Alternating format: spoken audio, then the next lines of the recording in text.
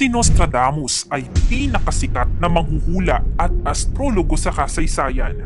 Ang kanyang mga hula ay talaga namang naging kontrobersyal dahil karamihan sa kanyang mga hula ay misteryoso at nakakatakot. Mula sa kanyang aklat na Les Prophetes, iniulat niya dito ang kanyang mga pangitain sa pamamagitan ng mga tula na kilala bilang portraits. Maraming henerasyon na ang nagpatutuo at pinaniniwalaan na si Nostradamus ay nakapredik at nakahula ng maraming mahahalagang pangyayari sa kasaysayan tulad ng pagpaslang sa mga magkapatid na Kennedy, pagkatalo ni Napoleon at ang pag-atake sa 9/11, maging ang malupit na sunog sa London, ang pambobomba ng atomika sa Hiroshima at Nagasaki, Japan, at marami pang iba na tila naging makatotohanan. At ayon sa mga eksperto, sa bawat taon o siglo ay mayroon itong matitinding hula.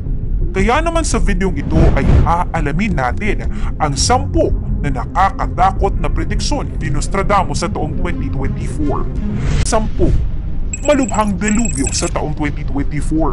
Hindi na natin kailangan pa si Nostradamus para sabihin sa atin na ang patitinding problema sa klima ay patuloy nang nangyayari, kung saan panay iniuulat ang mga malulupit na mga bagyo, sunog at pagtaas ng mga temperatura ngayong taon.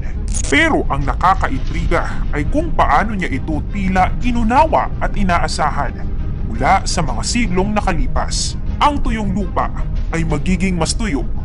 Yan ayon sa di umano kanyang hula.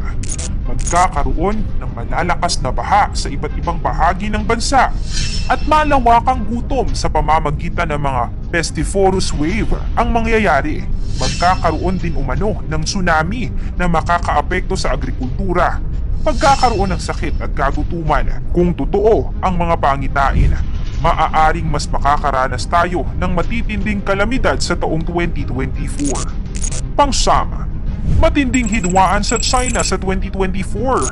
Maraming mga mamamahayag, ekonomista at mga dalubhasa sa geopolitics na nakapagsulat tungkol sa pag-usbong ng China sa pandaigdigang kapangyarihan at paano nito nabago ang balanse ng kapangyarihan sa mundo. Marami ang nagsasabing ang alitan sa pagitan ng Estados Unidos at China ay nagiging katumbas na ng isang makabagong Cold War.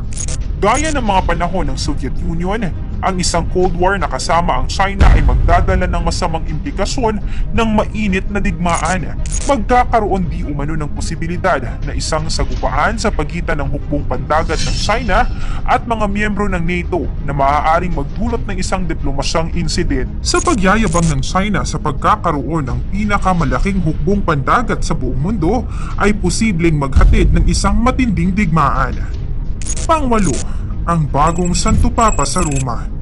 Si Pope Francis ng Katoliko ay kasalukuyang nasa edad 80 mahigit na nakakaranas na ng problema sa kalusugan. Ito ay maaaring magresulta sa pagbabago ng pamamahala ng simbahang Katoliko. Ayon kay Nostradamus, ang isang bagong Santo Papa di umano ay mas bata kaya mas magiging mahaba ang panunungkulan nito, pero magpapahina at maghahatid ng mga iskandalo sa simbahang Katoliko. Pang-7, pagsalakay ng AI sa 2024. Sa taong 2024, ayon sa mga hula ni Nostradamus, mag-uumpisa ang malawakang impluwensya ng Artificial Intelligence o AI na magdudulot ng kalituhan at kawalan ng seguridad sa buong mundo. Ang mga makina ay magiging kaaway ng tao at magdudulot ng hindi inaasahang mga epekto. Ang mga robot ay maghahanap ng kanilang kalayaan, isusulong ang kanilang karapatan at tatalikuran ang supremasiya ng tao. Ang pag-aalsa nito ay magdudulot ng malalimang pagbabago sa lahat ng aspeto ng lipunan, mula sa industriya at ekonomiya hanggang sa pamahalaan at pang-araw-araw na buhay. Ang mundo ay magkakaroon ng alitan para sa control, kung saan ang mga tao ay makikipaglaban upang muling magkaroon ng kapangyarihan sa kanilang mga nilikha. Sa kalagitnaan ng kaguluhan, magkakaroon ng mga tanong tungkol sa moralidad o moral values sa pag-expand ng AI at ang mga posibleng epekto nito sa paggamit ng teknolohiya. Pang-6, ang sleep pandemic ng 2024. Sa Year of the Dragon sa 2024, isang misteryosong virus ang kakalat sa buong mundo na magdudulot ng epidemya na magreresulta ng malawakang pagkatulog ng lahat.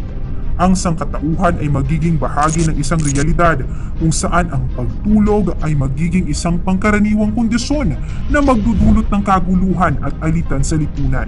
Haharapin ng mga tao ang hindi matitinag na kagustuhan sa pagtulog at sila'y magkakaroon ng labis na antok na nagpapahina sa kanila ng walang tigil na magbabawas ng kakayahan ng tao.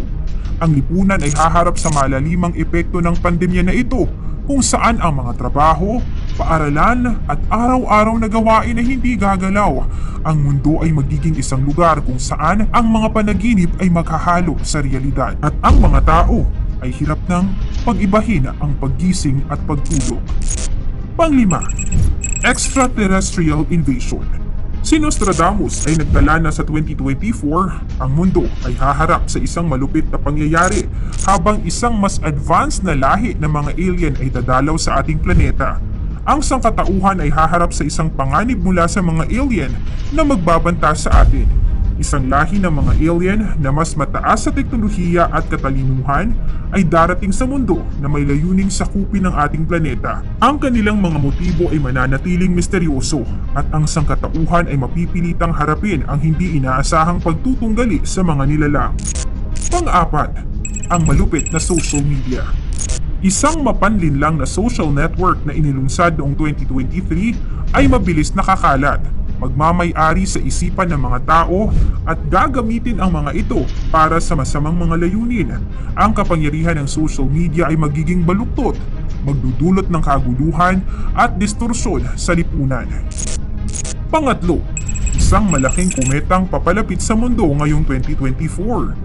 Isang napakalaking kometang dati hindi natukoy ng mga astronomo ay papasok sa ating solar system at magdudulot ng panganib sa ating planeta. Ang napakalaking sukat nito at direksyon ng pag-ikot ay magiging senyales ng malawakang potensyal na pinsala. Pangalawa, cyber chaos. Isang sunod-sunod na mapaminsalang cyber attack sa mga kritikal na infrastruktura at militar na sistema ay magdudulot ng kaguluhan at pagdududa sa pagitan ng mga bansa.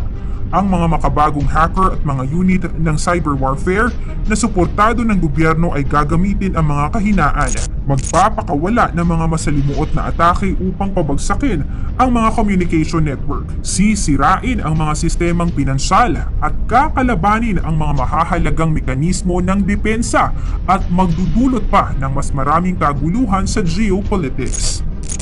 At una, ang kontrobersyal na hula ng pagkapanalo ni Trump sa halalan ng Pangulo noong 2024. Ang mundo ng mga hula ay palaging nababalot ng misteryo at walang pangalan ang mas kilalang kilala sa larangang ito kesa kay Nostradamus.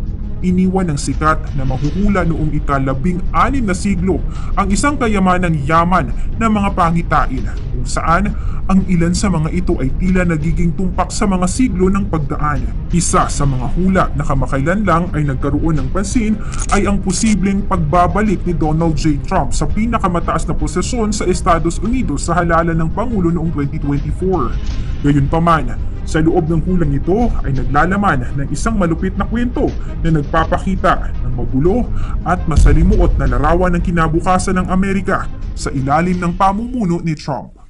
Ang mga hula ni Nostradamus para sa taong 2024 ay naglalaman ng mga misteryosong pahiwatig tungkol sa hinaharap. Bagamat ang mga pahayag ay kreptiko at hindi malinaw, maaaring magbigay ito ng babala at pagiging handa. Mangyari man o hindi ang mga hula ni Nostradamus, isa lang ang dapat nating paniwalaan at sampalatayanin. Ito ang nag-iisa nating kataas-taasang Diyos.